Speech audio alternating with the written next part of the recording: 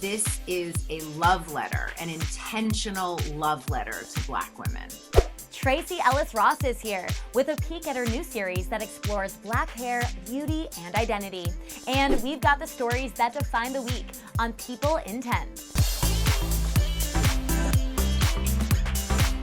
I'm Andrea Belke, bringing you everything you need to know about pop culture right now. We've got 10 minutes, so let's dive right in with the first 5. Starting with photos that rocked the internet this week.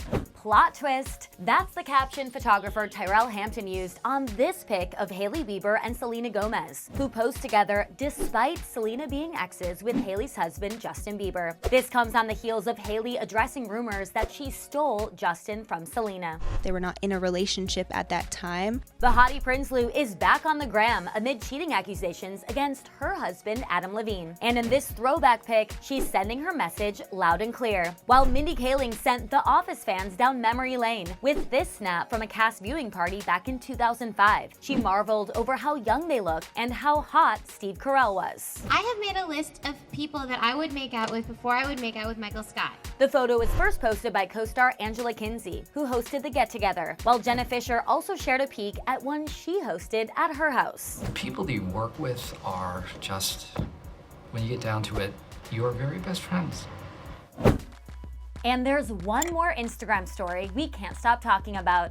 Olivia Wilde is sharing the recipe for her special salad dressing as she seemingly alludes to drama with her and her ex-partner Jason Sudeikis' former nanny. Olivia posted a photo of a page from Heartburn, the classic Nora Ephron novel about divorce. In it, the main character shares a recipe for a salad dressing that she makes for her husband. The post comes after their former nanny gave an interview to the Daily Mail. The nanny claims that Jason was blindsided and brokenhearted by Olivia's relationship with Harry Styles when he realized she was making a salad for Harry with that special dressing. The nanny alleges Jason then went outside to lay under Olivia's car to prevent her from leaving. But the former couple is having none of it. In a joint statement shared with People, Olivia and Jason came together to call the allegations false and incredibly upsetting.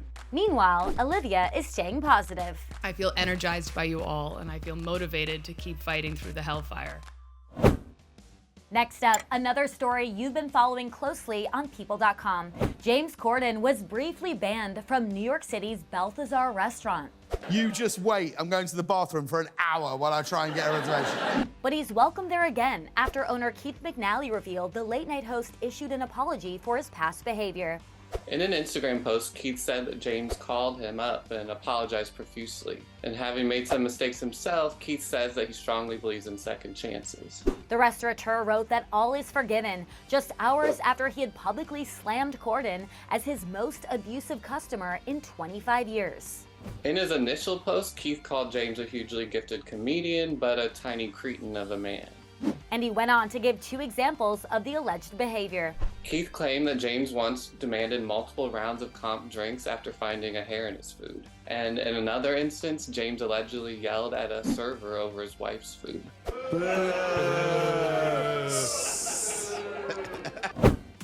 This week, we've got a ticket to paradise with rom-com legends Julia Roberts and George Clooney. We used to be married. The worst 19 years of my life. We were only married for 5. I'm counting the recovery. The Oscar winners first worked together on 2001's Ocean's 11. And all these years later, they're still each other's biggest fan. One of the many great qualities, Julia, is there's a constant. Did you speak into the microphone? Yeah. There's a constant. Thank you. She is consistent in her loyalty and in her friendship and in her kindness. Well, thank you, George. Yes. It's hard to be sweet with each other, honestly. This is killing both of us. I was going to say similarly that it's just the expansion, just being together while our lives expand in these beautiful ways. I'm so happy for him. I know he's so happy for me. And then to see our families together, it's really, we're just over there like. Yeah. We're continuing to recognize Breast Cancer Awareness Month, and so is the White House. or should we say, the Pink House. The DC complex was pretty in pink on Sunday, illuminated, according to the First Lady, in honor of all those touched by breast cancer. And the Queen of Pink, Paris Hilton, would approve of that. She's opening up about her own link to breast cancer, her grandmother Kathleen, who died 20 years ago of the disease. She inspired her granddaughter to be proactive about her health with a full body scan. What do we say when you're cancer-free, Paris? Slimming. And did you know about 1 in every 100 breast cancer cases occurs in men? Mean Girls star Jonathan Bennett does. He's taking fans along on his mammogram journey after his husband James Vaughn had a scare a few years ago. After a few different positions and x-rays, that's it. The radiologist checks my images and I'm done. And we spied some of his famous friends cheering him on in the comments. Now let's throw it over to Mako for some screen time. I am so excited to be joined now by the award-winning and multi-talented actress Tracee Ellis Ross, whose new docuseries, The Hair Tales, premieres October 22nd on Hulu. I learned early on that straighter was better. It reminds me of our ancestors and how our hair was meant to be tied down. During the Great Migration, Black people were straightening their hair because they needed jobs. So much of our hair truths are attached to so much trauma. Now, I'm going to ask you 5 questions. And for the first question, you'll give me 1 answer. For the second, you'll give me 2, and so on. Let's get started. The series is so inspiring. Thank you so much for creating it. It meant so much to me as a Black woman. Is there one way in particular that you hope the series inspires people?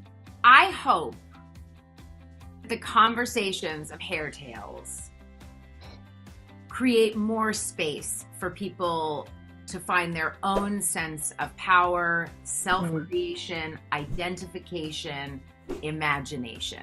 And that this is a love letter, an intentional love letter to Black women, and that it spawns conversation. And then I also really want to say this is a show about Black women for everyone. The Hair Tales does a great job of exploring the complex culture of Black women's hair and how it relates to history and their identity. What are 2 things that you learned about yourself while making this show? You know, what was interesting is people are asking that question, and I love that question because I didn't learn anything new about myself. What I found was comfort and identification. I found so much over and over again how our stories match up, how we all have a scissor story, how we all have been wounded in the same ways by many of the same things, and the same shame has emerged for us, and that I wish that we had had the sisterhood in those moments to know that we were not alone and that those were lies. And so I think, if anything, what I discovered was how connected I am to all of us and how connected we are to each other. In the first episode, which I loved, Issa Rae mentions how working with her hairdresser, Felicia Leatherwood, or how she calls her hair believer, I love that, gave her courage surrounding her hair. So who are 3 people in your life who give you courage? The hair believers in my life, it starts with my grandma and conditioning my hair with mayonnaise as a child, and all my siblings and cousins.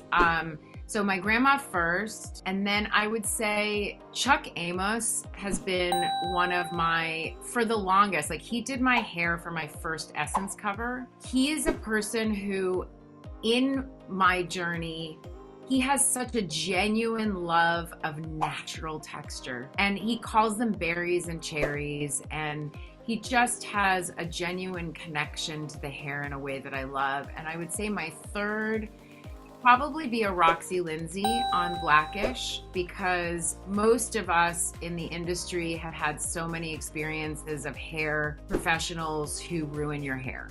And a Roxy, 5 days a week for 24 episodes a season for the first, I think it was 5 years, not only gave us magic and artistry, but she gave us hair that was protected and cared for and loved.